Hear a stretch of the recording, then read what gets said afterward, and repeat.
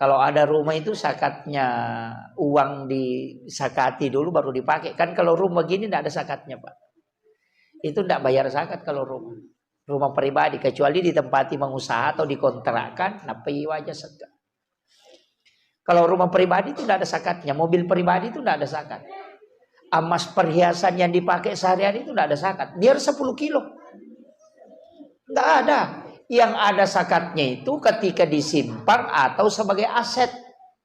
Atau dijadikan sebagai modal usaha. Baru kena zakat. Emas kalau 50 gram, 500 gram. Kalau dipakai sehari-hari. Itu tidak disakati. Biar sampai 100 tahun kalau dipakai. Cuma kalau disimpan. Itu kena zakat.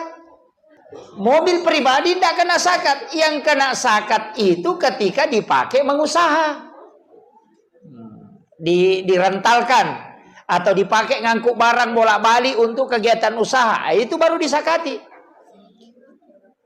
Ini penting. Tapi uang yang mau dipakai beli mobil. Itu dikeluarkan zakatnya dulu. Kecuali orang yang pekerjaannya jual beli mobil. Setiap laku satu mobilnya mesti keluarkan zakat. Namanya zakat perniagaan 2,5%. Kalau rumah begini tidak ada zakatnya itu. Jadi jangan bilang setiap tahun bayar zakat untuk rumah. Tidak. Yang ada sedekah aja. Emas itu biar 10 kilo.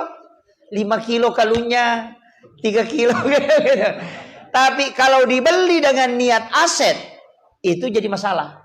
Misalnya perhiasan tapi disimpan. Nanti pergi ke pesta baru dipakai. Hanya 1 kali 1 minggu dipakai. Itu lebih banyak tinggalnya daripada dipakainya. Maka dia dimasukkan kategori sebagai emas simpanan. Itu tetap disakati.